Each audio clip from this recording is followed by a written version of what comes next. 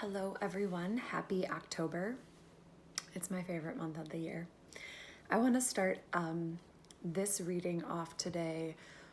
First of all, just giving a shout out to some businesses that I think are worthy of supporting, and if you're following this and you like my energy and you're connected to me, you may also find worthy of supporting. So first and foremost is Missouri Culture.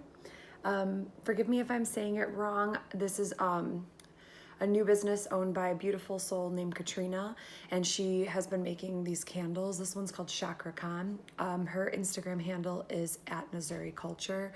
I will tag it in the video in case you guys want to follow. This candle's incredible. So it smells great, and it's also infused with oils and crystals, so it's definitely something that can be used as part of your practices. I personally like to light candles as a way to call in spirit, connect to spirit, have the flame be symbolic of spirit being present when I'm reading. So we're lighting Chakra Khan up today. The other business I would like to note is my really good friend, one of my best friends. Her name is Angela. She owns a business at Strength Vibes Tarot is the handle. She does cord cutting, which she just did for me yesterday, and it was phenomenal. She also does inner child healing, and she's a tarot reader as well. So sometimes it helps, to be read by more than one person, talk to a few different people. See, it's like finding a therapist, like see who fits with you, whose medicine is best for you. So we're going to just get into it today. I'm going to pull some cards. You guys who watch these videos are used to this process. And the intention is going to be to receive some information and guidance for the highest and best good of all who watch this video, the collective. We're about to be in a full moon. If I'm not mistaken, it's in Aries.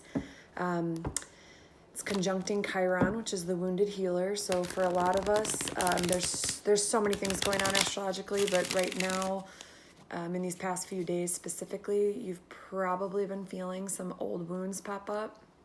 Maybe some things that you haven't healed yet or are in the process of healing are kind of coming up to be acknowledged. So it's definitely a tender time. People are feeling a bit more on edge, a bit more agitated, maybe even some darker thoughts, some more depression. When and where you are capable, sit with it, roll with it, look at it, be in it. The way out is truly through. And the things that are happening cosmically right now are meant to serve you. So where you can be in ease, be in ease. It won't be like this forever. We'll have another full moon at the end of the month, and there's a bunch of other stuff going on astrologically. If you guys are into astrology, there's great resources out there. As I've said before, I'm definitely, it's more like personal intermediate knowledge at this point in my life. So that's kind of just my 2 cents on that. Let's get into it.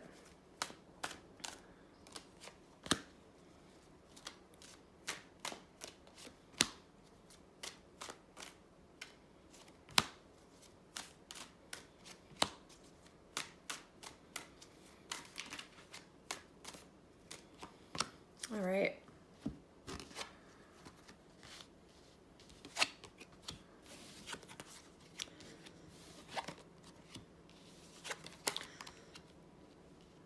Well, I love these cards. First and foremost, present moment, what we've got going on is Page of Cups and Ace of Pentacles. So for many of us, what I feel is that we're really learning about our wounding. And Page of Cups is to me, like when I see this card, I instantly know we're talking about inner child. If you're not super familiar with the concept of inner child, I don't have the time right now to do a video on it, but maybe in the future I will do a video on it. But there are plenty of great resources out there. I'm a big fan of following the holistic psychologist. There's many things out there, but to give it the short, the idea is that we all have this inner child within us, and the varying ages in our life where maybe we first learned that we weren't worthy, that we weren't good enough, that we felt rejected, or that we kind of just started to lose some of that childlike ability to show up in the world with hope and optimism. When this card comes up, it's kind of, to me, asking us to think about and look at when we feel triggered, when we feel some of this intense energy that's moving through right now, and we feel pain or we feel suffering, can you sit back and be with your inner child instead of going out and externalizing that experience and projecting it onto others? Can you stop and can you sit back and say, well, why am I triggered? What am I feeling? Why do I believe this? And can you tend to that inner child more? Can you parent yourself? You know, when you feel hurt, instead of going out and trying to put that hurt on somebody else, step back and sit with that hurt and be with that hurt. And love yourself and be compassionate with yourself and recognize and remember that the way you show up in the world and react to things that don't feel good to you is because at some point in your development, something happened to you that didn't feel good to you when you were at an age that you didn't know how to handle that or what to do with that. So it's just all about tapping into that little kid that's in you, playing with that little kid, loving that little kid, letting yourself have fun like you're a little kid, just being there with it. That really feels strong for me right now, that we're really getting this energy push, especially with this full moon cycle, to be present in our wounding and our healing from our childhood. And what I'm seeing with that as well, with the Ace of Pentacles, is that when you're active in that work, it is what will liberate your soul's expression. Meaning if you feel like you don't really know where you're going or what you're doing, you feel like you're not really living a life that feels like connected to your purpose, or maybe you just even feel disconnected from your soul's expression, can you believe and have a little faith that the more you sit with that inner child and the more you heal those aspects of yourself that maybe you've been neglecting, the clearer the path will become. The universe is literally sitting there saying, I have the seeds, are you ready to plant them? And that's kind of the energy that we're in, as we're being given opportunities to uproot and excavate and clear out what is not healing for us. And that requires this deep vulnerability and intimacy with ourselves. And deeper than that, I love this card. I'm actually having a sun year personally myself. That's the inner child soul expression that we were just commenting on, is on the surface. On the deeper level, we're talking about seeing things as they truly are. The more that we heal that inner child and we lessen the intensity of our triggers, the more that we're allowed to see people honestly. We're not filtering them through this lens of wounding that we have. We're able to stop projecting and really stay internal with our experience. All of this is like bringing things to light that once were hidden in the dark. So I feel with the Sun card, there's always this feeling of like, I'm seeing things that maybe I hadn't really seen before. Additionally, with the Sun card, it's this message and reminder that this healing work that we're doing, and if you're engaged in it, is changing you. You are on the path. You are evolving. It's time to show up in the world in a new way. You don't have to keep holding those same beliefs about yourself. You don't have to keep sharing those same old stories about yourself. You've done the work. You're acknowledging and present in what you need on an internal, individual soul level. And you're now able to show up out in the world and express yourself in a new way. It's kind of saying like, awaken to who you've always wanted to be and become. Learning about, we've got some big energy. We got the moon and we got the tower. So there's a lot of us that, pardon my French, are probably sitting here and going, what in the fuck is happening? That's definitely, we're all in it a little bit to varying degrees. With the moon, I see a lot of opportunities to either feel anxious or to say, I'm going to sit and wait for the path to be revealed.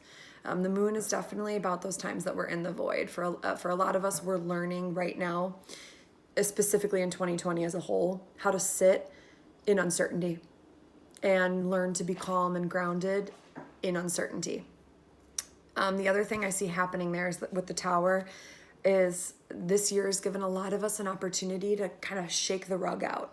If there's things that you've been building an identity on, or you've been engaging in relationships or job that really aren't for your soul, but maybe satisfied aspects of your ego, there's this energy coming in right now that's saying it's time to let that go. If you haven't been willing to let it go, I'm moving it out of your life for you.